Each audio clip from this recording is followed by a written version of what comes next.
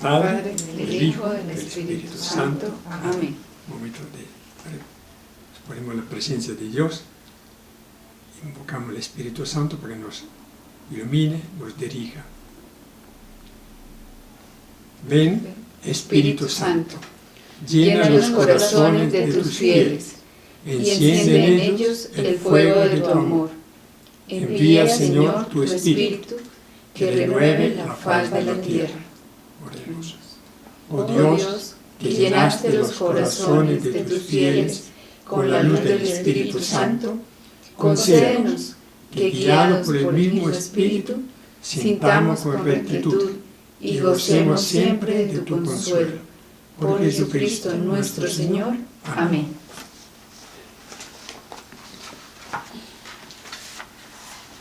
Esta mañana, leyendo o escuchando la lectura del Evangelio de hoy, encontré un texto que me parece quiero compartir. Es del Evangelio de Juan. Jesús dice: el que me rechaza y no acepta mis palabras, tiene quien lo juzgue. La palabra que yo he pronunciado será la misma palabra de Jesús que nos juzga. No hace falta que Él nos juzgue, porque el Evangelio será el espejo en el cual nos vamos a ver. Uno se encontrará todas las distorsiones, toda la laguna que tenemos. Pero dice después algo que me llamó la atención: porque yo no he hablado por cuenta mía. El Padre que me envió es quien me ha ordenado lo que he de decir y cómo he de hablar. Yo sé que su mandato es vida eterna. Por tanto, lo que yo hablo, lo hablo como me lo ha encargado mi Padre. Palabra de Dios. Te alabamos, Señor. Mira entonces que las parábolas son la expresión de un mandato que le hizo el Padre. Lo que debía decir y cómo lo debía decir. Lo que indica que además de venir de la experiencia viva de Jesús, que parte de la observación de la realidad de la vida, de la familia, pero algo dice acá: ¿cómo he de decirlo? Sí, aún las parábolas son expresión de una inspiración directa del Padre. El Padre dice lo que tiene que decir y cómo tiene que decirlo. Esto nos pone a nosotros nos obliga a una reflexión tan grande, ¿no? No es que las parábolas fueran unos cuentos divertidos o una forma de Jesús de presentar su revelación, sino que era un mandato del Padre. Y otra cosa que me resuena es, si Jesús era totalmente obediente y hacía lo que el Padre le decía, como el Padre se lo decía, nosotros, ¿por qué somos tan rebeldes? Y queremos hacer lo que nosotros queremos, como queremos, y nunca consultamos, bueno, nunca no, pero muy pocas veces consultamos y vamos haciendo a nuestro antojo muchas cosas y al final decimos, pero ¿por qué me pasó esto? ¿Pero por qué? Y seguramente si hubiéramos consultado al Señor, la respuesta hubiera sido distinta. Y el hecho de que el Padre le indique cómo tiene que hablar a Israel, a sus oyentes, a los discípulos y demás, indica que nosotros tenemos que tomar tan en serio las parábolas, porque vienen no de un recurso de la sabiduría de Jesús que improvisaba. Jesús no improvisa nada. Todo lo que dice, entonces esto nos pone frente a una realidad, una verdad muy profunda.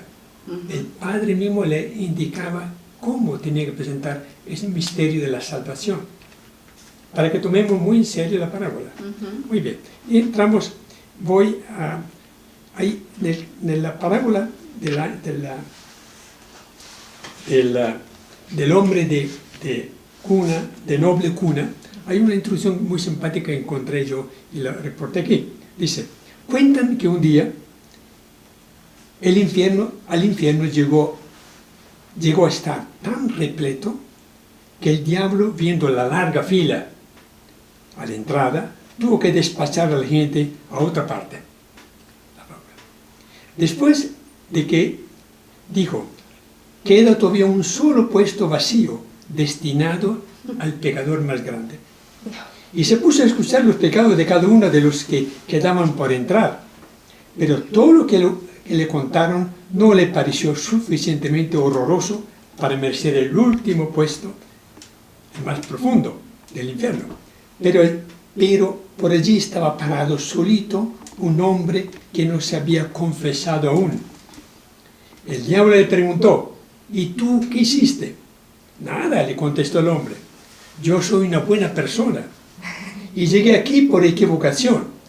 Pero algo tienes que haber hecho. Cada uno comete algo. El hombre contestó: sí, yo vi los pecados y crímenes de toda clase que cometían los demás, pero siempre me mantuve a distancia. Vi tremendas injusticias, pero no cometí ninguna. Únicamente yo resistía siempre a la tentación. Y no hice nada. ¿Absolutamente nada?, le preguntó el diablo, dudando. ¿Estás totalmente seguro de que viste injusticia con tus propios ojos? Sí, vi cualquier cantidad de atropellos durante mi vida. Hasta algunas veces unos desalmados asaltaron a mi vecino y lo acuchillaron. ¿Y no hiciste nada?, repitió el diablo. No, no hice nada, contestó el buen hombre. Entonces entra, mi hijo, al último lugar del infierno para ti. Y cuando hizo pasar el buen hombre, el diablo se cuidó mucho en no tocarlo para no contagiarse. Encontré esto en un libro que venía de Argentina, pero muy simpático. El no hacer nada Puede ser más grave. es causa, digamos, porque él no cometió ningún atropello, ningún delito, pero no hizo nada para defender a los que sí eran víctimas de ello. Y eso nos pasa hoy día también. Nosotros podemos ser ni adúlteros, ni asesinos, ni etc. Pero vemos cantidad de necesidades, de desgracias, y de repente nos quedamos con los brazos cruzados. Y esto es lo que pasa aquí vamos a ver la parábola, ¿no? Sí, por omisión es más difícil. Por omisión, porque uno dice, no hice nada, pero que la pregunta es, ¿qué deje de hacer? Ok, empieza a leer. Estando las gentes. Estando las gentes oyendo estas cosas, Jesús añadió una parábola porque estaba cerca de Jerusalén y creía que el reino de Dios se iba a manifestar al momento. Cuando Lucas escribe esta parábola, seguramente en la comunidad de Antioquía, donde estaba escribiendo muy probablemente, existía solamente una espera de una inminente venida del Señor. Entonces, para contrastar esta fe, esta esperanza en que la parusía sería muy inminente, escribió también la parábola porque coincide esta situación de la comunidad con los que escuchaban a Jesús. Muy Lucas 19, 11, 28 para los que quieran seguirlo con su Biblia. Siga con el texto siguiente. Dios dijo.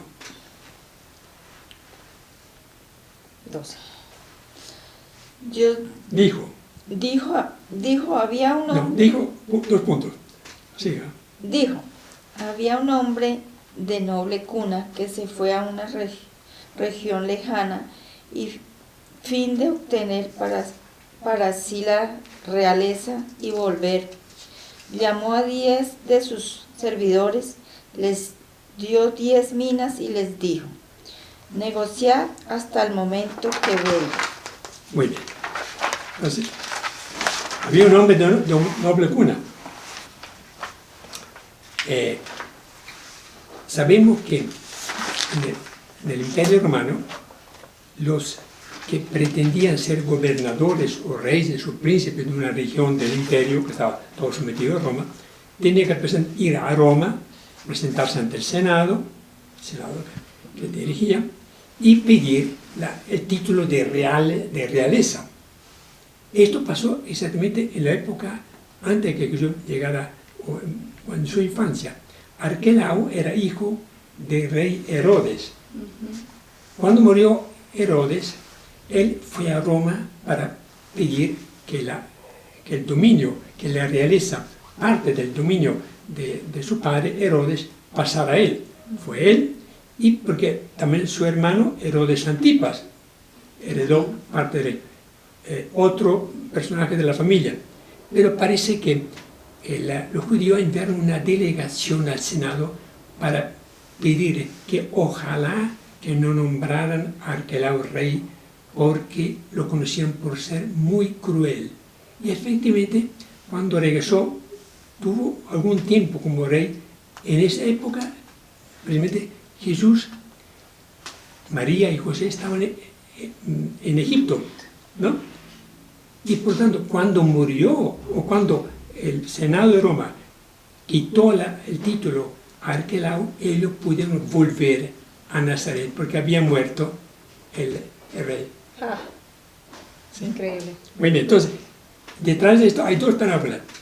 Hay dos parábolas. Un hecho histórico, que un hombre de noble cuna se va lejos para heredar el título de rey. Y hay otra parábola, es una parte que ese hombre de noble cuna, llamó a 10 de sus servidores y le dio 10 minas. La mina era una moneda que es equivalente a 100 denarios. Calculan que era más o menos como 5 millones de dólares. Por lo tanto, era una suma muy importante. A cada uno le dio entonces una suma para que la administraran y a su regreso le pudiera sacar La rentabilidad. la regalía. Con la orden, negociar hasta el momento en que vuelva. Entonces, esta es la orden que dio el rey. Muy bien. Sigamos 14 y 15. Pero sus compatriotas lo odiaban y enviaron una embajada tras él diciendo: no queremos que este hombre reine sobre nosotros. Y he aquí que a su vuelta, después de recibir la realeza, hizo llamar sus servidores, a los que había dado dinero, para saber qué negocios habían hecho durante ese tiempo. ¿Quiénes son detrás de los compatriotas que lo odiaban? Le comentaba antes que efectivamente esta parábola contiene un hecho histórico. Arquelao, hijo de Herodes, cuando murió su padre, en el año 4 después de Cristo, fue a Roma para pretender el título de rey, junto con Herodes Antipas y su hermano medio, que era el rey Felipe del Norte. Y una delegación de judíos se anticipó y fue a convencer al Senado que jamás dieran el título de rey a este hombre que era tan cruel como su papá, que había... Bueno. Entonces, hay dos hechos en esta misma parábola. Pero lo más importante es lo que leemos ahora. Sus compatriotas lo odiaban, efectivamente, y enviaron una embajada atrás de él. No queremos que este hombre reine sobre nosotros. Entonces, es un hecho histórico, pero está entremezclado con la parábola. Al regresar a su tierra, después de recibir el título de rey, hace llamar a sus servidores para reclamar cómo habían administrado las 10 minas que les había dado, ¿no? ¿Qué negocio habían hecho durante ese tiempo? Dicen que en ese tiempo un dinero puesto en un banco podía producir un 12% con los intereses, pero intereses de usura alcanzaban hasta el 60%. Por lo tanto, ese rey pretendía, por supuesto, que su dinero hubiese producido una ganancia suficiente para justificar este episodio. Muy bien. Leamos a continuación, 16:21. Llegó el primero y dijo: Señor, tu mina ha producido 10 minas. Le dijo: muy bien, siervo bueno, por haberte mostrado fiel en lo poco, recibe el mando de 10 ciudades. Luego vino el segundo y dijo: tu mina, Señor, ha producido 5 minas. le dijo, recibe tú también el mando sobre 5 ciudades. El siguiente vino diciendo, Señor, he aquí tu mina, que he guardado depositada en un paño, pues tenía miedo de ti, porque eres un hombre severo que tomas lo que no has puesto y recoge lo que no has sembrado. Palabra de Dios. Te alabamos, Señor. Conocemos bastante bien el tema de la parábola, pero ¿qué refleja esto? Que la confianza que tenía este príncipe, este hombre de noble cuna, combinaba también con la justicia. Él quería que dieran frutos suficientes. Y efectivamente, el que duplicó, el que recibió 10 minas, recibe el mando sobre 10 ciudades. Parece que en ese tiempo la forma de compensar a un general o un servidor fiel era entregarle el mando o el gobierno de ciudades, no era tanto darle otro más dinero, siempre y cuando el producto de la administración de que había confiado fuera suficientemente rentable. Al segundo, que nos parece, le da el gobierno sobre 5 ciudades. Entonces, hay una justicia que guía toda esta parábola. Pero el tercero, que recibió una sola mina, fue a guardarla muy celosamente porque sabía que el dueño era muy severo, ¿no? Aquí dice, he tenido miedo de negociar tu dinero, pero en el fondo es por culpa tuya, porque tienes fama de ser muy severo. Con esa palabra el servidor se disculpa y declina toda responsabilidad.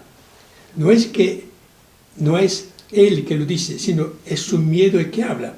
Es la imagen que se ha formado de su amo que inspira a sus discípulos. Ese servidor inepto y perezoso se considera justo y piensa que su amo, por el contrario, es intratable y demasiado severo. Aquí, ¿qué se refleja? Detrás de toda esa parábola está obviamente que Dios ha dado a cada uno de nosotros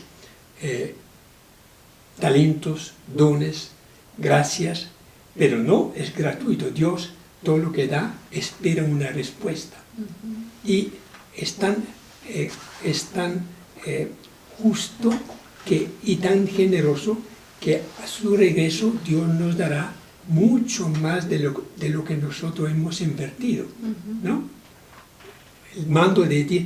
Hay un texto de la Biblia donde dice que a los elegidos Dios les hará reinar, lo que indica que la salvación está unida a una promesa de que los elegidos, los santos, reinarán. No sabemos sobre qué reinaremos, pero está implícita una promesa de que los que se han encontrado justos y elegidos, ¿no?, y merecedores del premio, será mucho más abundante el premio que recibirán del servicio prestado. Obviamente, aquí el acento está en que el tercero conoce al Señor, la rectitud y la severidad del Señor. Y sin embargo, no hace nada. En vez que poner a rentar su dinero, lo esconde. El mensaje, podemos terminar de leer ahora para tener luego unas conclusiones. Le dijo, por sus palabras te juzgaré, mal servidor. Tú sabías que soy un hombre severo, que tomo lo que no he puesto y recojo lo que no he sembrado. ¿Por qué no has dado el dinero al banco? A la vuelta me lo habrían desembolsado con el interés. Y dijo a los que estaban presentes, quitadle la mina y dársela al que tiene 10. Y ellos le dijeron, Señor, tiene 10 minas. Entonces, palabra de Dios. Te alabamos, Señor. El rey le dice, te condena por tus mismas palabras. Si sabía que soy un rey muy severo, ¿por qué te has puesto en esta misma norma de sabiduría sabiendo que yo tomo lo que no he puesto y recojo lo que no he sembrado? Esto nos hace pensar mucho, ¿no? Dios es tan... Sí, el grado de exigencia que revela esta parábola es que Dios va a pedir cuenta hasta de las gracias más pequeñas, porque dice, yo recojo aún donde no es. Se supone que si nos ha dado talentos, carismas, capacidad de inteligencia, de corazón, etc., es porque nosotros le sacamos el máximo provecho. Y hasta el punto que, aunque la frase dice, recojo lo que no es sembrado. Dios no es injusto con nosotros, no va a pretender lo que no nos ha dado, pero da a entender una exigencia muy alta. Dios va a ser muy justo, pero a la vez muy exigente con lo que nos ha proporcionado en cualidades humanas, de corazones, etc. Dice, tarde o temprano nos va a pedir cuenta de cómo hemos utilizado estos talentos y cuántos frutos han producido. Él no produce las ganancias que produjeron sus talentos. Él pretende recoger el fruto de nuestro trabajo y esfuerzo. Quitarle, mira, dice el comentario, la decisión del rey parece incomprensible, nos parece injusto que recoja donde no ha sembrado, que nos pida lo que no nos ha dado. Pero en realidad es la única razonable. El dinero no hay que guardarlo bajo el colchón, hay que dárselo al que ha sabido multiplicar por 10 la ganancia. Dios dará más, sí, de lo que nosotros no hemos podido dar. Él lo dará en sobreabundancia a los que se han demostrado. ¿Qué hay detrás de esto? Una vez mira, observa personas dentro de la iglesia que han tenido grandes, al principio de Dios, grandes cualidades, pero que las han sabido aprovechar al máximo, ¿no? A pesar de que de repente viene de una cuna, hoy es el día de San Isidro, es un campesino que vivió una vida muy sencilla, trabajando en el campo, no tenía visiones místicas ni nada, pero Dios le dio tantas gracias que finalmente cuando murió fue un ejemplo para todo, porque labrando la tierra con sus propias manos, ¿no? Y orando y viendo a Dios en todas las cosas, recibió gracia que muchos otros teólogos de esa época, doctores en teología, no daban. Sí, lo que Dios le dio algo que otros pensaban haber merecido, ¿no? Sí, la justicia de Dios es muy diferente de la nuestra, en otra palabra. De acuerdo. Sí. Bueno, entonces, pero viene una segunda, últimamente, pero a los que lo hostigaron, ¿sí? Los que, aquí dice, los adversarios de este hombre de noble cuna recibirán también ellos un castigo muy severo, ¿no? Sí, aquí encontramos diferentes facetas un poco de la justicia de Dios, que no es exactamente la nuestra. Nosotros estaríamos muy ceñidos, digamos, a normas muy estrictas. Dios, en cambio, recoge donde lo ha sembrado y demora mucho hasta pedir cuenta, pero cuando venga pedirá cuenta exacta y castigará a la vez a los que se opusieron a él y también a los que no hicieron nada cuando se presentan con la mano vacía. ¿Qué hay detrás de esto? Además de mis conclusiones, que ven en esa parábola. Les decía antes, leyendo el texto de hoy, que me llamó la atención, que dice en el Evangelio de hoy, dice Jesús, que el Padre que me envió es quien me ha ordenado lo que he de decir y cómo he de hablar. Entonces, que las parábolas son revelación de lo que Jesús aprendió del Padre y la forma como Dios quiso presentar el misterio del reino de Dios. ¿Cómo? Dice, y cómo he de hablar yo sé que su mandato es vida eterna. Entonces, nosotros debemos tomar tan en serio una parábola que no es simplemente un episodio con el cual Jesús quiso enriquecer su predicación, sino que es algo mandatorio. Dios le reveló cómo tenía que presentar este aspecto. Dios nos da dones, pero también exige de nosotros una respuesta muy Concreto. hasta sobreabundante, mucho más de lo que hayamos recibido.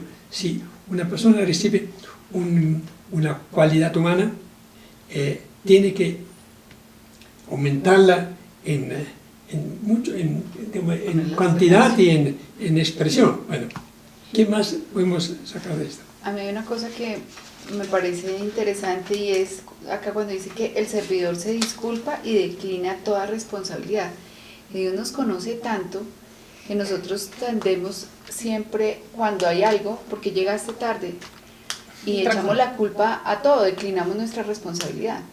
Nos conoce tanto que sabe que generalmente seremos así, o sea, siempre tendemos a tener la disculpa y de pronto es como hacernos conscientes de cuando estamos dando eso, decir, sí, me levanté muy tarde, no sé, salí tarde, o sea, lo digo con algo muy sencillo, ¿no? Pero con no declinar la responsabilidad como le pasó ahí, ¿no? Es que tú eres muy fuerte, severo, ¿cómo era que decía? Justo. Tú eres un hombre severo y entonces le carga la responsabilidad al otro. De todo esto, bueno, la fe, Dios nos ha dado como regalo en el bautismo fuerza sobrenatural, fe, esperanza, amor, pero eso implica un riesgo. Cada regalo que Dios le da es un riesgo. Sí, claro. Yo puedo derrochar, disipar todo lo que me dio o puedo acrecentarlo. Entonces, ninguna gracia de Dios está sin riesgo. El solo riesgo de tenerlo y de conservarlo es ya una gran falta, porque Dios pretende que la fe nuestra vaya contagiando a los demás, vaya produciendo frutos, la esperanza también. Entonces, el solo hecho de decir, yo no he hecho nada malo en la vida, pero he dejado que las cosas no prosperaran, no crecieran en mí, ya es una responsabilidad. Entonces, la fe, vista como, la fe, la vida cristiana, como un riesgo que Dios nos desafía. Tenemos que asumirlo. Y es como, por decirlo de una manera muy, pues no sé, muy tosca, pronto, pero entrar en la dinámica de Dios es donación, volcarse, servicio, el otro. Entonces, es un hecho que nosotros, nadie nos enseñó de pequeños que la naturaleza humana, la morfología humana funcionaba así, pero las matemáticas de Dios son al revés. Entonces uno pierde y es gana. Entonces en ese sentido es, lo que yo tengo no es mío, es prestado y es para los demás, entonces no es mío. El pensar que es mío, ya estoy perdiendo, ya estoy equivocado. De acuerdo. Sí. Porque pues que nos educaron así. Está al servicio de un plan, de un proyecto que es el reino de Dios. Por eso dice, el que quiere salvarse tiene que negarse a sí mismo, es decir, expropiarse. Aquí hay una especie de revolución copernicana. Cuando uno piensa que todo está en función del yo, ¿no? Como en ese tiempo pensamos que el sol que era valedor de la tierra, hay que cambiar totalmente. Ya. Yo estoy al servicio de los demás. En la medida que yo me libere de mi yo, de mi egoísmo, de mi orgullo, y pongo mi vida al servicio de los demás, esto es lo que es la conversión. Convertirme es que el yo mío desaparezca poco a poco y en cambio entre a dominar el tú. Y el que entre en la dinámica de decir, bueno, jueguen ese juego y les daré el 100 por 1 y dejará familia y tendrá familia, dejará casas, tendrá casas, bueno. Porque recibirás una familia todavía más numerosa de hermanos y de hermanas de la ciudad de Dios. Lo que indica, Dios es mucho más generoso cuando dice, le dio 10 el mando sobre 10 ciudades, ¿no? A las 10.000, 10 ciudades, ¿no? Entonces le pone como príncipe, lo que indica que Dios no es generoso, Dios es derrochador, porque da mucho más de lo que nosotros demos, ¿no? Por un lado es severo, estricto, pero por otro lado es muy generoso. Estricto con ternura. Sí. Entonces, Sí, es no. como, Además yo creo que todos tenemos dones, gracias y muchos los tenemos muy escondidos, entonces es una oportunidad para darnos cuenta y realmente descubrir cuál es nuestra misión, porque tenemos una cantidad de cosas, seguramente terminará la vida y Dios dirá, pero yo te di esto, ¿qué se iba a imaginar Moisés, que siendo tartamudo tenía que dirigir a todo el pueblo de Israel? O sea, Sí. y además lo negó, y pues lo negó en el sentido de que querían pasar. Y eso nos pasa a nosotros. Yo creo que Dios nos da el talento, nos da la fuerza, nos da la gracia, nos da la oportunidad, nos da todo. Y con Jesucristo nos dio mucho más. Con total Sí, certeza. nos redimió, nos devolvió la alianza con el Padre, por lo tanto tenemos un sinnúmero Fuerzas. de deudas El con Espíritu Dios. Santo, tenemos Sí. los dones, tenemos todo. Y sin embargo, cuando Él nos dice, ven, ayuda a esta persona, no yendo más allá, uno dice, no, estoy tan ocupado, y sigue. Y yo creo que nos ha pasado en muchísimos casos. Yo creo que es la invitación a ser cada vez más sensibles, más abiertos y más conectados, no solo a la voluntad de Dios, sino, bueno, listo, yo qué realmente tengo que hacer, porque no es venir, gastar recursos, como hemos hablado esta semana sobre temas ecológicos, despilfarrar, acabar, dañar un poco más la naturaleza e irnos. O sea, de verdad que la huella no puede ser sembré un árbol y me fui, no. Claro que hay que hacer lo ideal, pero ¿cuál es la real trascendencia de nuestra vida? Sí, hablando un poco de Dios nos dio una tierra, un planeta Tierra que produce comida para todos los habitantes, ¿no? de sobra. Total. Sí, y de sobra. Y nosotros no solamente hemos descuidado, sino que hemos maltratado tanto la naturaleza que ya ahora está en vilo, está en duda si los 6.000 o 7.000 millones de personas alcanzan, parece que hemos ya superado el límite, ¿no?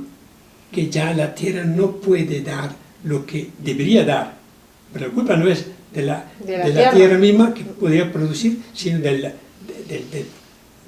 maltrato que hemos dado nosotros a los recursos naturales. Ahora nos quejamos del cambio climático, pero es una consecuencia del manejo que hemos dado. Muy bien, pasamos a la parábola en la página 265, siempre como 2. la parábola del fariseo y del publicano. Que está en Lucas 18. Vamos a leer a partir del 9. 18.9, sí. Sí, del versículo 9. Versículo 9. Sí. Les decía también una parábola para mostrarles que es preciso orar siempre y no desfallecer.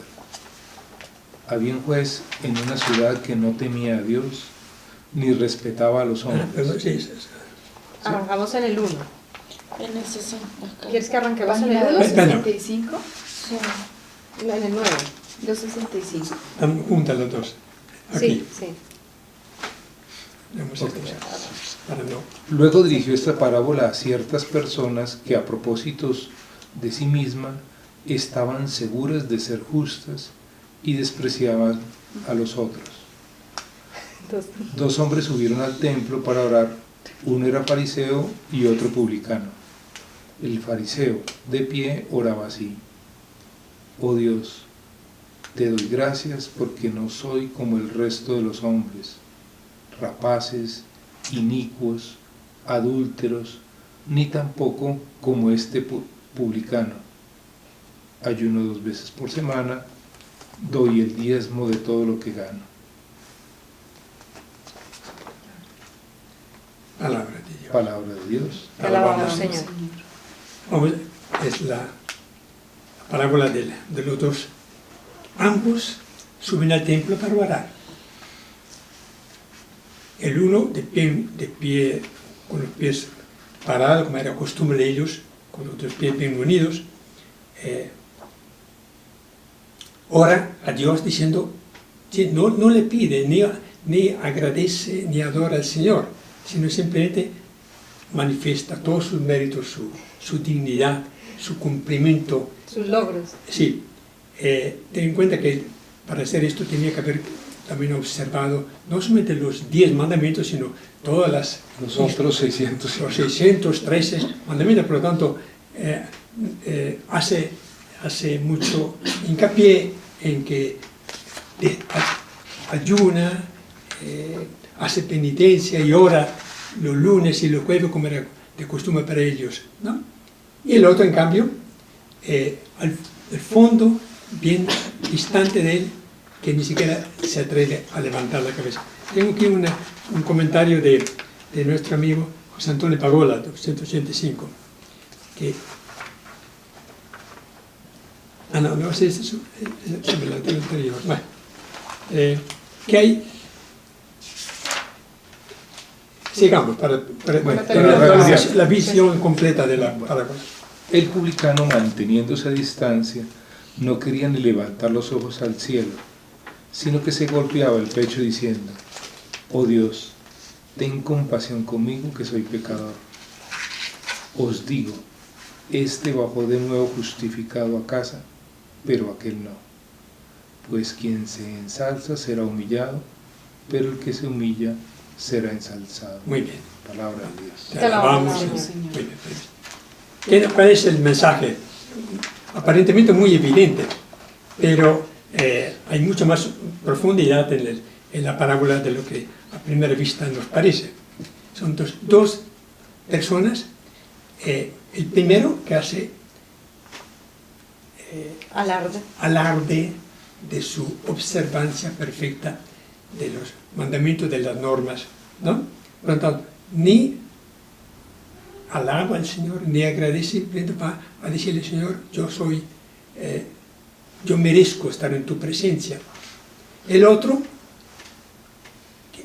publicano, pecador, señalado por toda la gente como pecador, porque exigía, cobraba dineros a usura, también maltratando al bien de la gente y exigiendo más de la cuenta, ni siquiera se atreve a levantar la cabeza y confiesa: Señor, yo soy un pecador, vengo aquí únicamente para decirte que soy pecador. No implica que él cambiara de vida, no dice: yo vengo aquí para comprometerme que en adelante no voy a cobrar más impuestos no debidos, sino simplemente viene para presentarse ante el Señor para decirle: Señor, yo soy un pecador y no sé si alcanzaré a cambiar mi vida. Muy probablemente volveré otra vez a mi puesto cobrando lo mismo. Sin embargo, dice, el primero regresó a la casa no sin ser transformado, justificado. Y el segundo, en cambio, logra una transformación porque el solo reconocimiento de su culpa, de su pecado, hace que esté más cerca de la conversión o de Dios que el otro que se autoproclama justo y sobrado el lote, ¿no? Bueno, es un poco me gustaría... El contexto. Sí. ¿Qué comentario hay al respecto? El primero era una persona muy religiosa, observante, como diríamos hoy día. Va a misa todos los domingos, se confiesa una vez al año, reza de vez en cuando en su casa, por lo tanto dice: yo estoy bien ante Dios. El otro, en cambio, realmente está fuera de out, ¿no?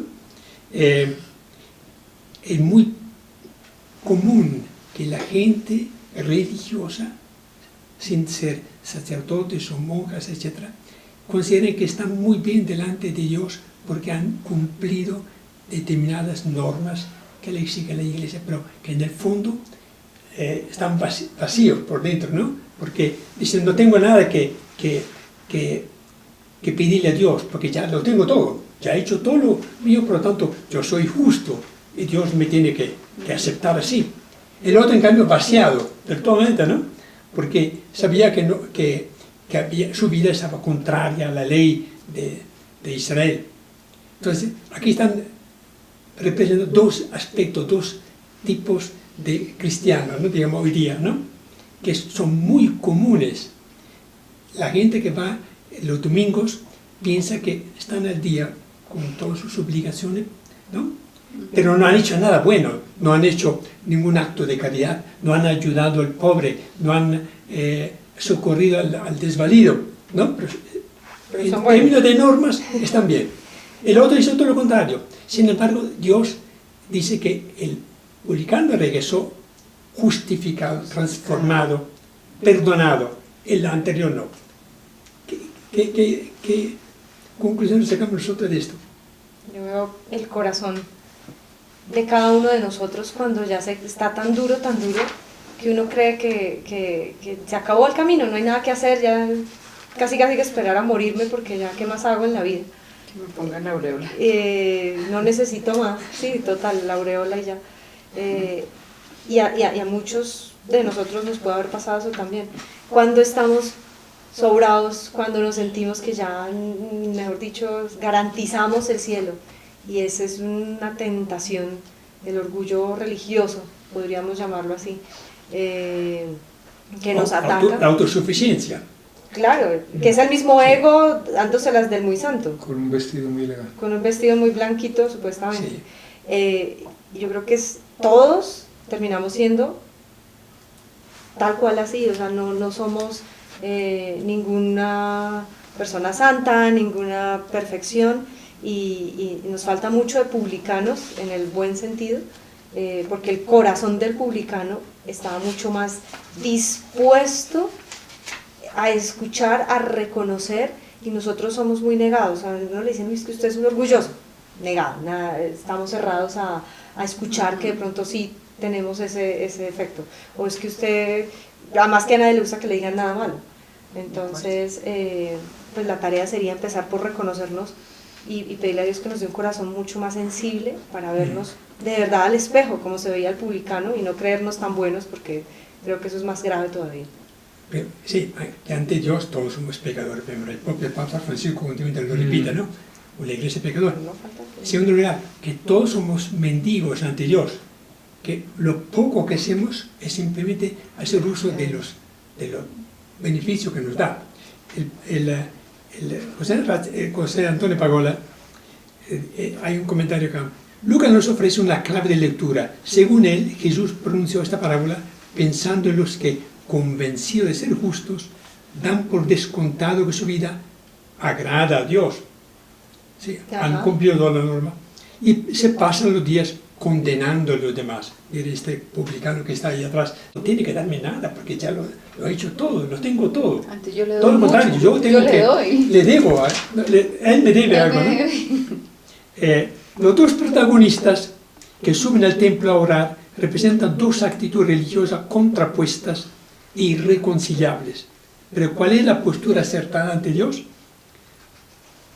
El fariseo es un observante, pero no le da gracia por su grandeza, su bondad y su misericordia, sino por lo bueno y grande que es él mismo. Enseguida se observa algo falso en esta oración. Más que orar, este hombre se está contemplando a sí mismo. Se cuenta su propia historia llena de méritos. Este hombre no sabe lo que es orar. Este hombre no necesita a Dios, no le pide nada, se basta a sí mismo. La oración del publicano es muy diferente. Sabe que su presencia en el templo es mal vista por todos. En Nuestra Señora del Campo, toda la mañana que yo entro para la misa, encuentro al mismo mendigo al cual yo estoy ayudando, ¿no? Que entra muy cerca del altar, se sienta, no en la banca, sino en una grada, está un rato y después sale. Y yo siempre le pregunto, pero tú vas de vez en cuando te rezas a Dios, le pides perdón, le agradeces. No, pero yo estoy siempre sentado delante de la iglesia de Nuestra Señora del Consuelo o aquí. Entonces, es un poco, imagino que tendrá que orar algo, ¿no? Dice, el publicano no se excusa, reconoce que es pecador. Se da golpe de pecho y la poca palabra que susurra le dicen todo. Oh Dios, ten compasión de este pecador. Este hombre sabe que no puede vanagloriarse, no tiene nada que ofrecer a Dios, pero sí mucho que recibir de Él. Los dos suben al templo a orar, pero cada uno lleva en su corazón su imagen de Dios y su modo de relacionarse con Él. Es verdad, la oración de uno refleja un poco lo que uno siente de sí mismo y de Dios. Si yo subo pensando que Dios me tiene que ayudar, porque yo lo merezco, que he hecho un poco de sacrificio, un poco de oración, etc., en vez que presentarse para pedir al Dios que conoce todas mis fallas, obviamente ya desde un comienzo estoy pisando un terreno equivocado, ¿no? De acuerdo. Sí, de repente la raíz de esto está nuestra imagen de Dios. ¿Quién es Dios El para mí? concepto de Dios. El concepto de Dios. Yo tengo aquí una imagen que se me viene a la cabeza y es cómo llegamos a la iglesia, como un niño que se le tira a los brazos al papá, emocionado, que sería más o menos el publicano diciendo, papá, aquí estoy en mi realidad, La embarré, o lo que sea, o el que se siente sobrado y se las da que no necesita a su papá, como seguramente nos ha pasado a todos nosotros con nuestros propios papás o con los hijos, no sé. Es la misma figura. ¿Qué relación empezamos a tener con Dios mucho más allá de que si oré, no oré? ¿Cómo lo veo yo? Como alguien a quien le puedo dar alarde, si conoce hasta mi última célula, mi último pensamiento, o ver realmente quién soy y mostrarme como soy. Creo que podría ser un símil ahí para comprender. Pienso que la gente piensa en un Dios que está ahí, como un policía. Entro, ¿no? Entonces, trato de justificar mi presencia con las buenas obras o las buenas cosas que he hecho, ¿no? En vez de decir, Señor, no vengo a mostrarte lo que he hecho, sino vengo a pedir que tú perdones mi capacidad, mi forma de ser. Todo depende del concepto o de la experiencia que haya tenido de Dios ya desde su infancia, ¿no?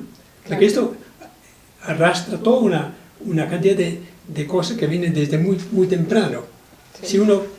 Si uno tiene un papá muy exigente, muy duro, imagina que Dios será también como el papá, ¿no? Sí, es la proyección de... Sí, la proyección de la imagen del papá. Si uno ha tenido, en cambio, una imagen muy afectuosa, cariñosa y comprensiva, es muy probable que vea un Dios más o menos como el papá, pero mucho más grande, ¿no? Tal cual. Y de ahí aprendemos cómo orar ante Dios, ¿no? Entonces, la conclusión más grande es, cuando uno ora, tiene que empezar a decir, Señor, estoy aquí, vaciado, no se me ocurre nada, No sé orar. Pero te presento en cambio todas mis deficiencias, mis fallas, etc., para que tú me des, por lo menos, que me perdones, y luego de repente empieza a orar de verdad, pidiéndole, dándole gracia, alabándolo, y no autoproclamarse, yo soy aquí para que tú lo apuntes en tu libreta, sí, hoy estoy aquí en la misa. Sí, casi, ¿no? que me tiene que dar gracias porque yo fui a misa, algo así, ¿no? No, y pues ¿qué hizo Jesús? Él no llegó a decir, bueno, yo acá soy el hijo del duro, o sea... Permiso, sí. Sino todo lo contrario, ¿no? Es como nunca decía, usted no sabe quién soy yo. Sí, cada parábola nos debe cuestionar a cada uno, porque aquí lo decimos en forma tan jocosa, ¿no? Y agradable, pero si uno la tomara tan en serio, cambiaría mucho nuestra forma de orar a Dios. Por supuesto. Sí, definitivamente. Completamente. Yo acá siento y cuando uno sale de la misa, normalmente uno sale contento. Yo hice la misa dominical, yo cumplí, fui a comulgar, hasta me confesé, etc., ¿no? Como si Dios tuviera que hasta... agradecerme, pues. Agradecer. Y es más como sentir la necesidad de necesitar realmente en ese momento la Eucaristía, ¿no? Sí. O pues como si no, pues obviamente si no el mundo nos come con todas sus atracciones.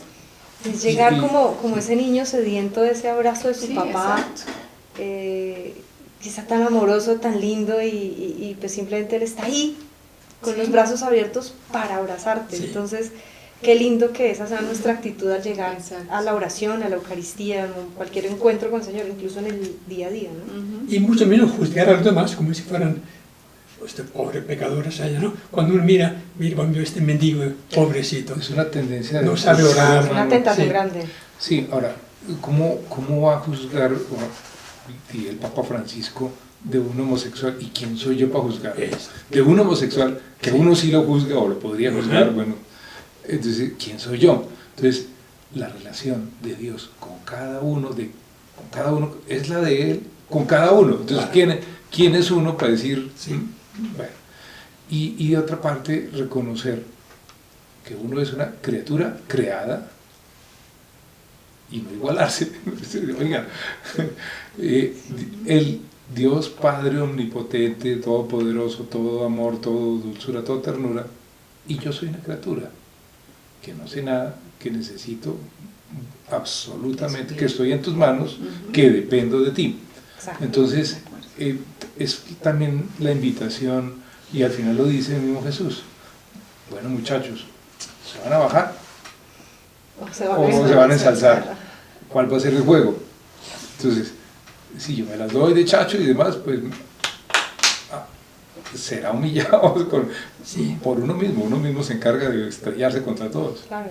Como Emilio en varias ocasiones nos ha dicho, cuando uno da limosna y dice, ay, no es que yo di, pues ya ahí perdió porque ya está ensalzando. ¿Sí? Y ya Sí. recibió su recompensa. Ya recibió, exacto, ya recibió. Todo el la- mundo va a querer no que esperes todo el más. mundo lo ve como la persona X, buena, lo que sea, y no. Ujú. Sí, muy bien. Hasta podemos orar, combinando un poco estudio y la oración que sugiere ¿La tenemos el aquí? texto, Sí. la página 267. Ujú. Dios mío, Dios mío, tú tú eres eres mi mi defensor. defensor. Respóndeme cuando te llamo. Siempre que tengo problemas, me ayudas a salir de ellos. Compadécete de mí y escucha mi oración. Dios mío, tú Tú reinas para siempre. Estás sentado en tu trono y vas a dictar sentencia. Juzgarás a los pueblos del mundo con justicia y sin preferencias. Dios mío, tú proteges a los que son maltratados y los libras de la angustia. Los que te conocen confían en ti, pero nunca abandonas a cuantos te buscan. Eres justo de verdad y amas la justicia. Por eso la gente honrada habrá de verte cara a cara. Muy bien. Amén. Bueno, pasamos ahora a las parábolas de repente que son exclusivas de Lucas. La viuda insistente, vamos a la 263. Lucas 18, 1, 14. ¿Quiere? Les decía también una parábola para mostrarles que es preciso orar siempre y no desfallecer. Había un juez en una ciudad que no temía a Dios ni respetaba a los hombres. Había también en esa ciudad una viuda que venía a él y le decía, hazme justicia contra mi adversario. Y durante largo tiempo no quería. Pero después dijo a sí mismo, aunque no temo a Dios ni respeto a los hombres, sin embargo, por las molestias que esta viuda me causa, le haré justicia, no sea que al final me venga y me inoportune. Palabra de Dios. Te alabamos, Alabamos, Señor. Que no se siente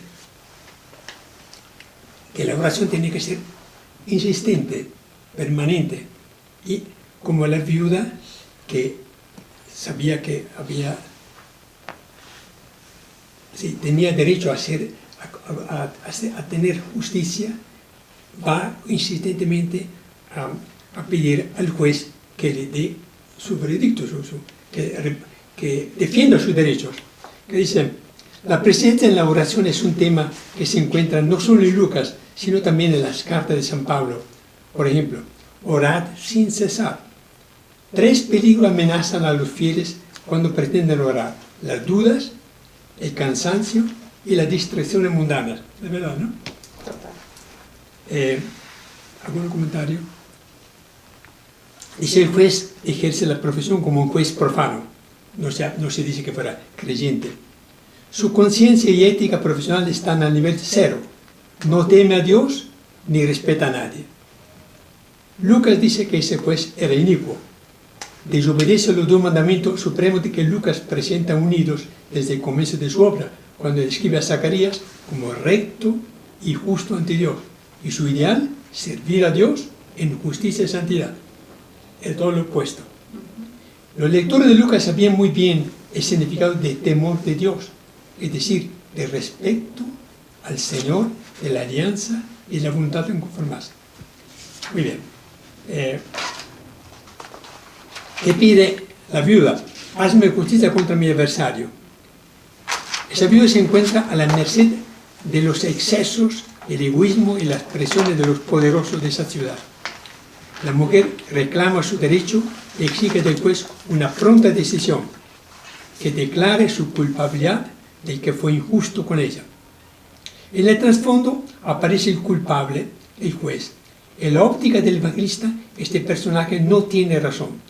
El juez no reacciona ni se deja ablandar. Ni siquiera desea huir, hablar del expediente de esa viuda. Tiene suficiente poder como para negarse a entrar en materia. Abusa de la situación por el hecho que la viuda no tiene ningún medio de control y de coacción. Cosa que ocurre a diario acá, ¿no? La gente que tiene que hacer cola ante un juzgado y pide y reclama que alguien tome su defensa. Aquí comienza el monólogo, la reflexión que el juez realiza dentro de su corazón. Dice, aunque no temo a Dios, ni tengo respeto a la gente, le haré justicia, no sea que al final esa viuda me venga y me importune. Literalmente para quitársela de encima. Sí. Sigamos la última parte para tener la visión completa. Luego dijo el Señor, oíd lo que dice el juez inicuo.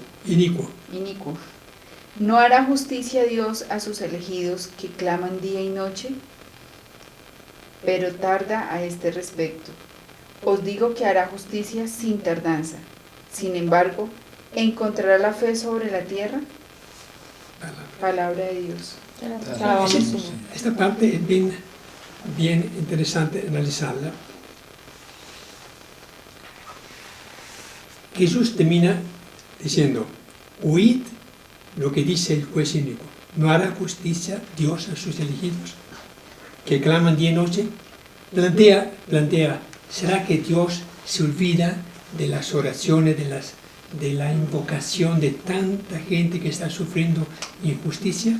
Pero agrega, pero tarda a este respecto. ¿Sí? Normalmente cuando nosotros pedimos, o como cuando los que están oprimidos piden justicia, que Dios se acuerde de que están sufriendo una injusticia patente, evidente de parte de alguien, pretende que Dios haga justicia ya, que Dios se acuerde, que Dios obviamente resuelva el problema en favor de la persona que sufre, cuando realmente Dios no se compromete que hará justicia ya, pero que hará justicia. Tarde o temprano Dios hará justicia a la viuda que pide, o al huérfano, a la persona oprimida, ¿no? ¿Qué dice? Pero tarda a este respecto. Os digo que hará justicia sin tardanza. Entonces las dos cosas, sin tardanza y tarda a la vez. ¿Cómo interpretar esto? En los tiempos de Dios, que no hay tiempo. Sí, los tiempos de Dios no son esos tiempos. El ritmo, Él sabe por qué, para qué. Y al final hay una pregunta, sin embargo, ¿encontrará fe sobre la tierra? La confianza. Si no tenemos confianza. Como la paciencia también. Miremos lo que encontramos acá. Dice, con cuánta más razón reconocerá Dios los derechos de sus elegidos. La expresión elegido hunde su raíz en el Antiguo Testamento, los elegidos eran los santos de ese tiempo. Moisés, Abraham, Samuel. Dios como juez es el que da confianza a sus elegidos. Seguramente Él vendrá a restablecer la justicia y el derecho y condenará la opresión a los que gritan día y noche. Su grito es un grito de sufrimiento, de auxilio. Los elegidos sufren en un mundo hostil que los margina. Es un grito de invocación a Dios para que los consuele y los colme.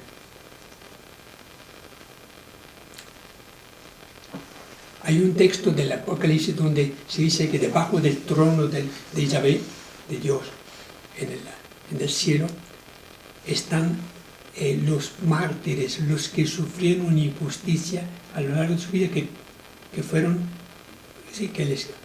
privados de su vida a causa de su fe, ¿no?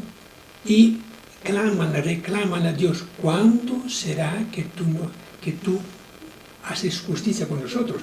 Sí, hay un texto del autor del Apocalipsis que da a entender que aún los que fueron privados de su vida a causa de su fe en Dios, en Cristo, ¿no?, están reclamando que Dios apresure hacer justicia, ¿no?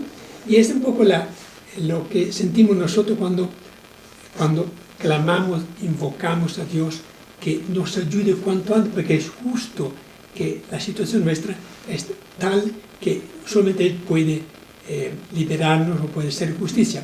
Pero nuestra mentalidad es que Dios tiene que hacerlo ya, ¿no? En el momento que nosotros lo pedimos, lo imploramos. Pero aquí dice, tarda, y a la vez dice, hará sin tardanza, lo que parece que es un poco una contradicción, que Dios tarda, porque pensemos en los cristianos de Antioquía, a los cuales envió Lucas este evangelio, convertidos del paganismo o convertidos del judaísmo. Es obvio que los paganos de todo, cuando oían esta parábola, habrían dicho: Dios es Padre, por lo tanto seguramente va a hacer justicia en la situación de persecución de parte del Imperio Romano, de parte de las autoridades locales. Por lo tanto, habrán preguntado: sí, ¿cuándo hace justicia de nosotros? ¿Cuándo nos liberará de la persecución? Por otro lado, el texto da a entender que sí, Dios hará justicia a su tiempo, ¿no? Pienso que esta es una pregunta que cada cual se pone viendo tanta injusticia en el mundo actual. Y uno dice: ¿cuándo será que Dios toma en su mano la situación de Venezuela, o de Nicaragua, o de Norcorea, o de no? Sri Lanka. Piensa que Dios es justo, es bueno, es misericordioso, y por tanto tiene que intervenir. Entonces nuestra forma de pensar es cuadrar a Dios dentro de nuestra propia mentalidad y perspectiva. Y nuestra forma de pensar también a veces tiene una fe muy cortica, porque como todo lo queremos ya para nosotros es dentro de 8 días. Hay muchas cosas que se demoran años y años y años, y a veces ni llegan y uno no entiende ni por qué. Y muchas veces hemos escuchado personas que dicen: es que estoy peleando con Dios porque no me dio tal cosa, porque se murió tal persona, porque pasó tal cosa, porque estamos sujetando nuestra fe a que haga nuestra voluntad y en nuestro tiempo, entre otras. Entonces no estamos comprendiendo nada, creo, porque realmente es todo lo contrario, es aceptar la voluntad de Dios, sí pedirle, pero respetando, aceptando y entendiendo que el que teje es Él y que lo teje para bien de todos. Nunca nos va a dar nada, aunque no lo entendamos, que no sea para bien de nosotros. Y hay que insistir, persistir, sí. totalmente. Uno con Dios tiene que ser discreto a la vez, ¿no? No pedir que haga lo que no, pero a la vez, como un papá, pedirle que cuanto antes, ¿no?, lo haga, porque las dos cosas van bien, ¿no? Pues uno sí puede haber esa Dios, contradicción. Son Ajá. verdades que coexisten. pero siendo- con papá uno dice: papá, tú tienes razón, pero yo necesito ahora esto, y tiene que insistir. Con Dios tengo que hacer lo mismo. Sí, Él no pretende que nosotros no es expresar nuestro deseo que lo dejamos en sus manos. Uno tiene que decirle continuamente, Señor, acuérdate que yo estoy sufriendo esto, acuérdate que esto, de aquello, ¿no? Oigamos lo que dice José Antonio Pagola, que tenemos. Es cierto que Dios tiene la última palabra y hará justicia a quienes le gritan día y noche. Esta es la esperanza que ha encendido en nosotros Cristo, resucitado por el Padre de una manera injusta. Pero mientras llega esta hora, el clamor de quienes viven gritando sin que nadie escuche su grito no cesa. Para una gran mayoría de la humanidad, la vida es una interminable noche de espera. Las religiones predican la salvación.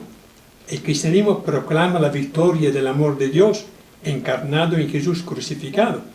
Mientras tanto, millones de seres humanos solo experimentan los abusos de sus hermanos y el silencio de Dios. Y muchas veces, como los mismos creyentes, somos los mismos creyentes quienes ocultamos su rostro de Padre, velándolo con nuestro egoísmo religioso. Sí, al orar nos encontramos de verdad con Dios. ¿Cómo no somos capaces de escuchar con más fuerza las exigencias de justicia que llegan hasta el corazón del Padre? Sí. Por un lado reclamamos justicia, por otro lado nosotros ocultamos o nos resistimos a hacer nosotros justicia a nuestro prójimo. La parábola nos interpela a todos los creyentes. ¿Seguiremos alimentando nuestras devociones privadas, olvidando a quienes viven sufriendo? ¿Continuaremos orando a Dios para ponerlo al servicio de nuestros intereses, sin que nos importe mucho las injusticias que hay en el mundo? Esa es la cuestión. Dios dice, no es imparcial. Según Jesús, Dios no es de este tipo de juez imparcial, como el de la parábola.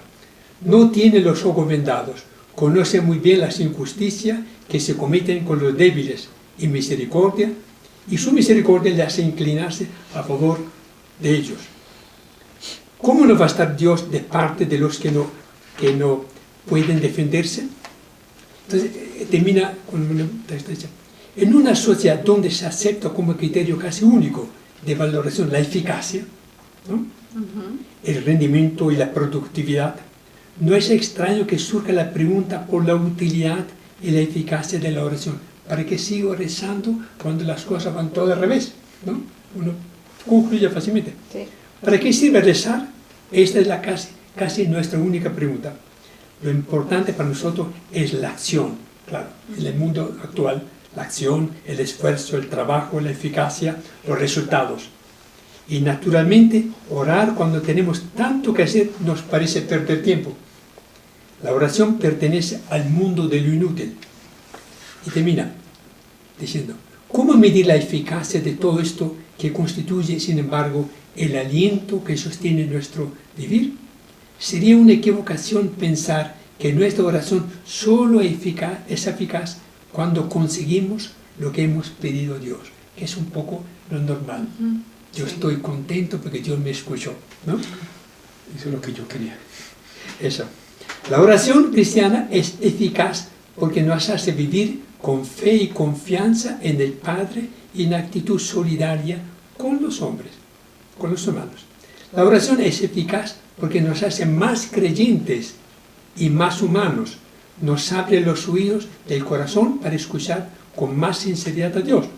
Y termina diciendo, y que aprende a dialogar con Dios e invocarlo sin desanimarse, como nos dice Jesús, va descubriendo dónde está la verdadera eficacia de la oración y para qué sirve rezar, sencillamente para vivir. Lo que indica que, independientemente de que Dios nos escuche, que nos otorgue lo que pedimos, o que demore demasiado, siempre vale la pena insistir orando, porque esto implica que al orar nos reconocemos que somos pecadores, que necesitamos de su misericordia, de su ayuda, independientemente de que esto produzca frutos a corto o mediano plazo. Con la certeza que siempre está escuchando, eso sí. Que Eso Dios sí. nos escucha.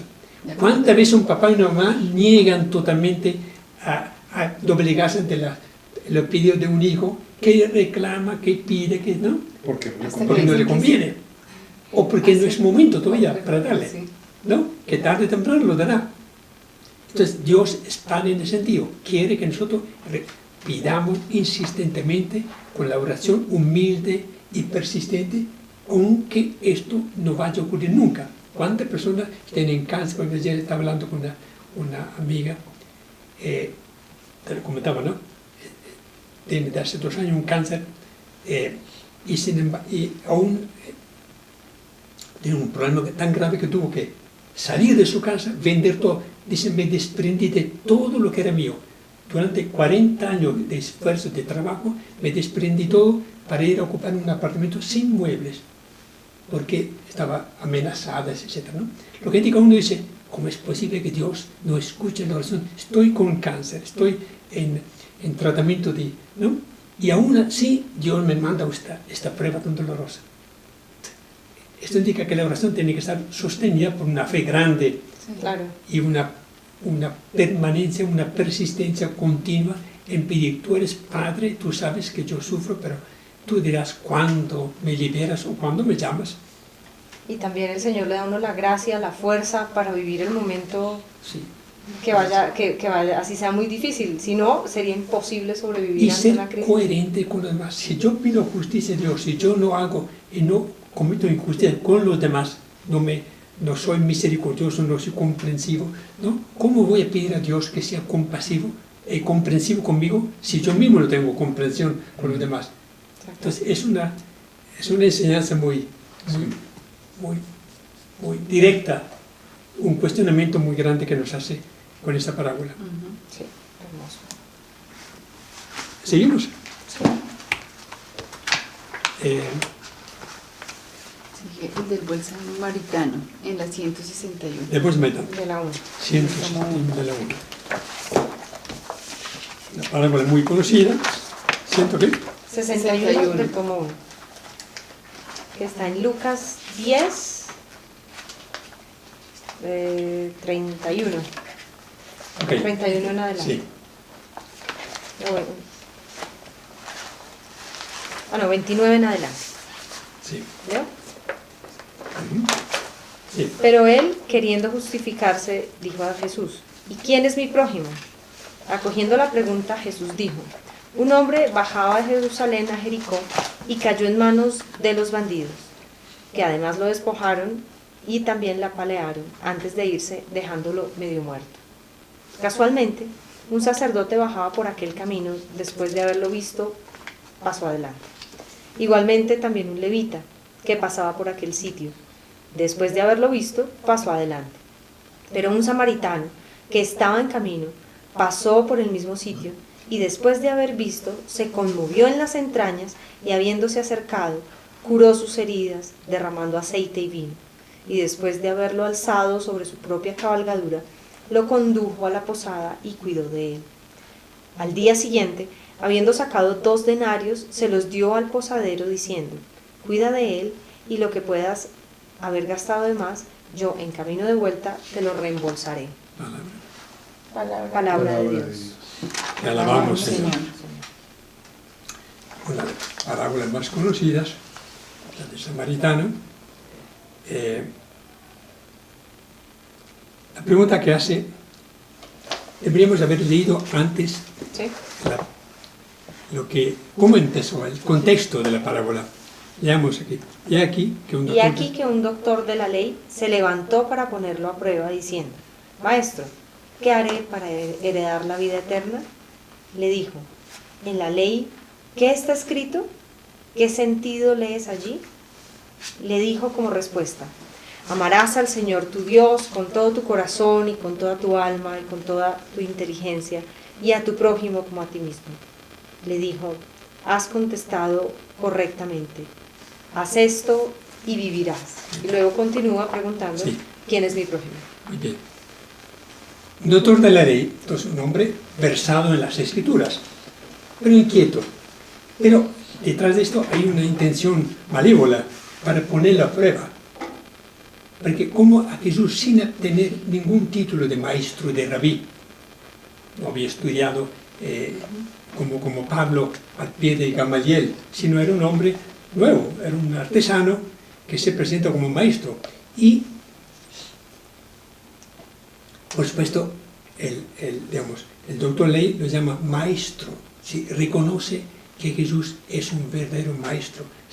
Tenemos que tener en cuenta entonces que un doctor de la ley versado en las escrituras se dirige a él llamándolo maestro, o es para tentarlo, para darle ser tú, ahora, ensalzarlo. tú te das de maestro. Cuéntame, ¿cómo haré yo para heredar la vida eterna? Siempre detrás de esta pregunta está: yo soy una persona que conozco muy bien la escritura y vivo coherentemente. O sea, para ser un fariseo de repente, ¿no? O un escriba.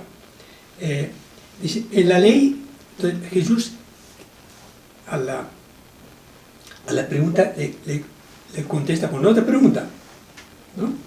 Pero muy sabio. Le dijo, en la ley, ¿qué está escrito? Tú debes conocerlo. Por lo tanto, la cosa que me llamó la atención, ¿qué sentido es allí? Una cosa es lo que está escrito en la ley, otra cosa, ¿qué sentido le da? ¿Sí? Jesús pretende que no repita simplemente lo que dice el libro de Deuteronomio, sino que qué sentido le das tú a este texto, a esta norma de la ley. El otro contesta perfectamente, amarás al Señor tu Dios con todo tu corazón, con toda tu alma, con toda tu inteligencia. Aquí abajo hay una breve explicación que era para ellos corazón, alma y fuerzas. Aquí dice, el corazón, para los judíos, evoca la voluntad de la afectividad. El alma significa vitalidad consciente, la sensibilidad espiritual. La fuerza, con toda la fuerza, es la energía personal, el pensamiento y la inteligencia. Entonces, está implicado toda la persona, el corazón, el alma y la fuerza. Y agrega un texto que está en otro libro. El Deuteronomio se limita a decir amarás a Dios, pero el libro de Levítico, en el número 19, capítulo 19, dice y a tu prójimo como a ti mismo. El amor al prójimo como a ti mismo indica una serie de obras de caridad, de comprensión, de compasión. Sin embargo, Jesús le contesta, has contestado correctamente, haz esto y vivirás. ¿Sí? No basta que tú conozcas a fondo las escrituras y que conteste correctamente, ahora tienes que demostrarlo haciéndolo bien, ¿no? Y aquí empieza entonces la parábola. Él pregunta entonces, ¿quién es mi prójimo? ¿Qué hay detrás de esta pregunta? ¿Qué quiso decir este escriba cuando pregunta? Pues si los dos mandamientos principales donde están reunidos esencialmente todos es amar a Dios y amar al prójimo, pues bueno, ¿y de qué se trata? Pero precisa, ¿y quién es mi prójimo?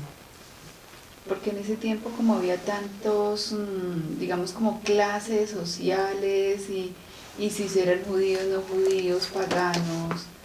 Sí, porque la ley de Moisés, o la interpretación que daban ellos, prójimo es solamente el de tu raza, un hijo de Abraham, de que tu sangre.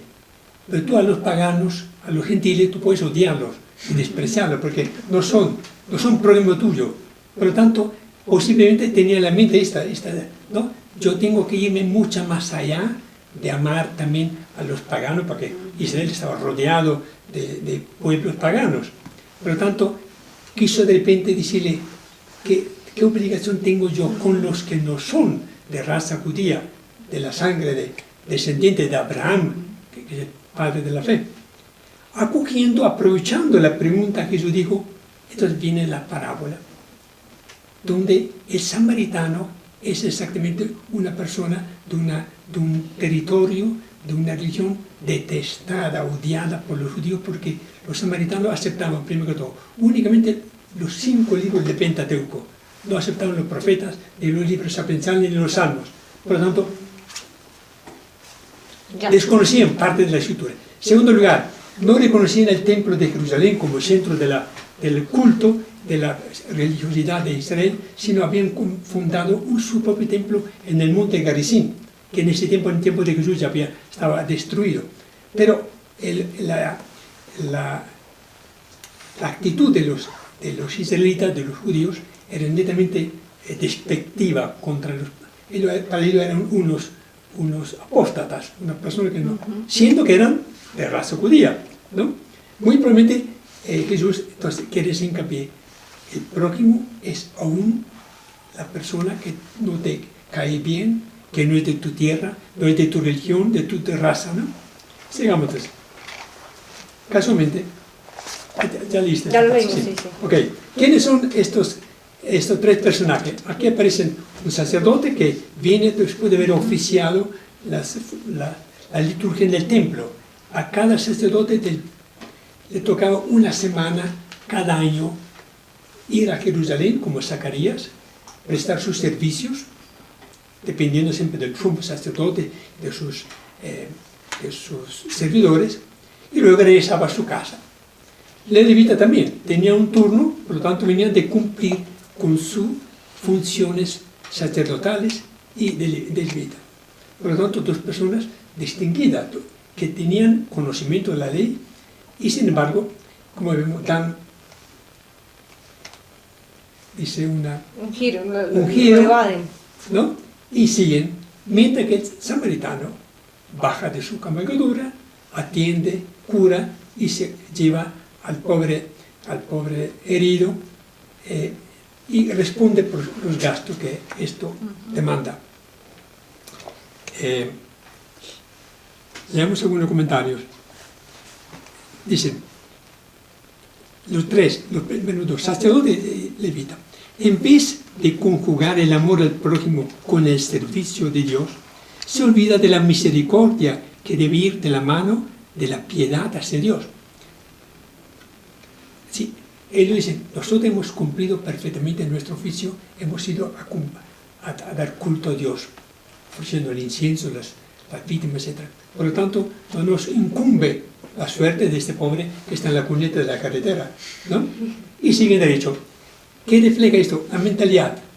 Yo estoy cumpliendo a cabalidad mis obligaciones como religioso, como sacerdote, como cristiano. Por lo tanto, me lavo las manos con los que no, que están en situaciones, ¿no? Porque mi obligación la he cumplido. No me importa lo que pase al prójimo. Es fácilmente es una conclusión de que dice, yo estoy bien con Dios, ¿no? Aunque sé que hay mucha gente que está pidiendo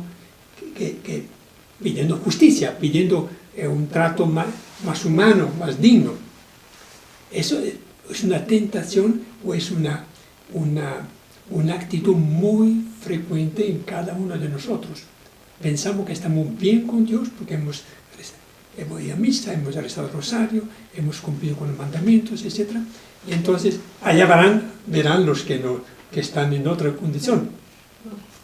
Ignorar entonces al prójimo.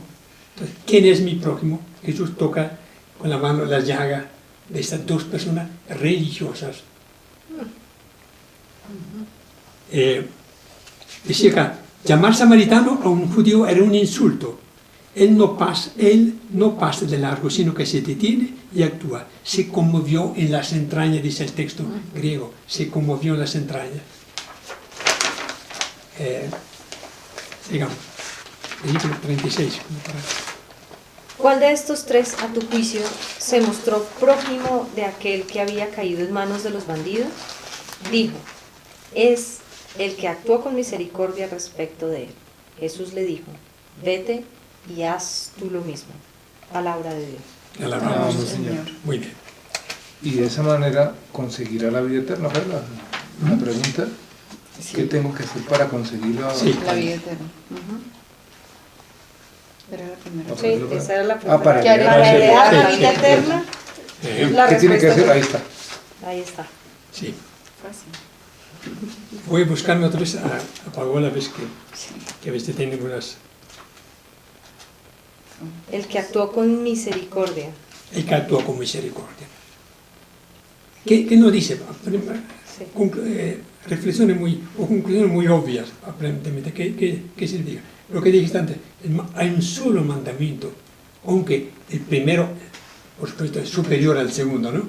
Amar a Dios y amar al prójimo. Yo creo que en parte todos pensamos que el prójimo es el más cercano, el que me cae bien, el que quiero, y de repente el prójimo es precisamente el contrario a todos esos sentimientos. Y a la persona que está más lejana, a la persona que no necesariamente es la que yo creo que tengo que ayudar. Es cualquiera, puede ser. Sí, discriminamos un poco el prójimo. Sí, Sí, nosotros mismos seleccionamos cuál están, prójimo, ¿no? Sí, con el cual me encuentro con frecuencia, tengo un trato frecuente con ellos. No pienso uno que el prójimo depende de la persona que te está reclamando una limosna, una ayuda, o que tú no aceptarías nunca de tener trato con él. O al revés, el prójimo puede Sí. ser la familia más cercana que uno ni siquiera sabe o no De acuerdo. está consciente que de pronto es quien más necesita ayuda. O como decía Jorge, pues la pregunta era que quién heredaría la vida eterna y al final la seguridad de cumplir con las leyes religiosas o demás No le Sí. garantiza No le nada. garantiza la ninguna vida garantía, exacto. Exactamente. Sí. ¿Algún comentario? ¿Quién es mi prójimo? Te interesa saber a quién debe amar y a quién puede excluir. Ahí está. No piensa en los sufrimientos de la gente. Jesús, que vive aliviando el sufrimiento de quienes encuentra en su camino, rompiendo si hace falta la ley del sábado y la norma de pureza, te responde con un relato que denuncia la manera provocativa todo legalismo religioso que ignore el amor al necesitado.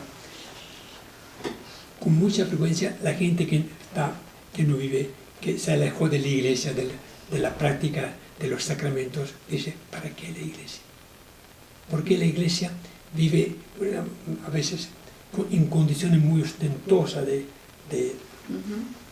y se olvida de cantidad de gente pobre, ¿no?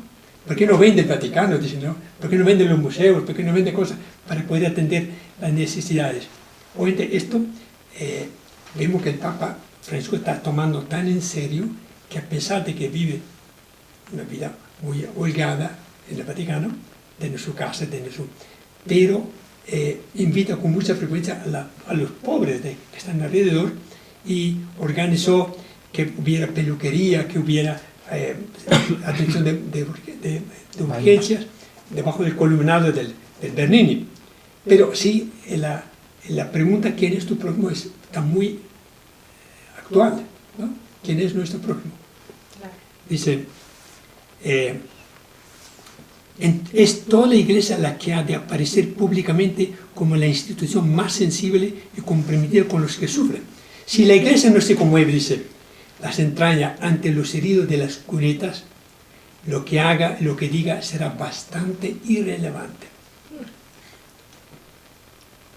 Pero dicen, cuando la religión no está centrada en un Dios Padre de lo que sufren, el culto sagrado puede convertirse en una experiencia que aleja de la vida profana, preserva el contacto con el sufrimiento de la gente.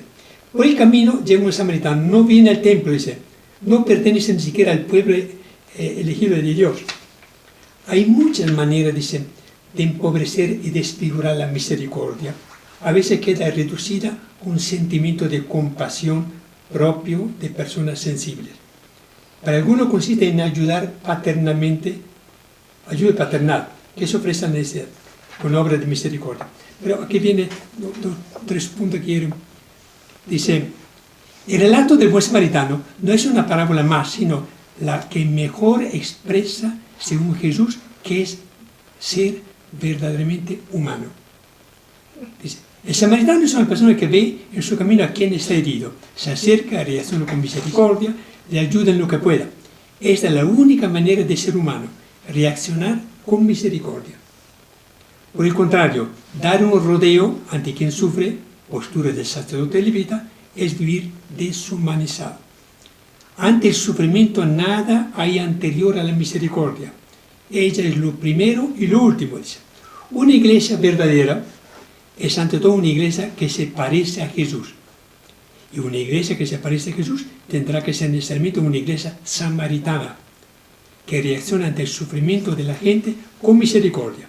Esto es lo primero que se le pide también hoy a la Iglesia, que sea buena, que tenga entraña de misericordia, que no discrimina a nadie, que no dé rodeos ante los que sufren, que ayude a quienes padecen heridas físicas, morales y espirituales. Esta es la verdadera conversión que necesitamos, la de acercarnos más a las personas que vamos encontrando en la vida para ofrecerles amistad fraterna y ayuda solidaria. Las demás son casi siempre conversiones teóricas, de las que es mejor desconfiar hasta que se traducen en amor práctico al hermano.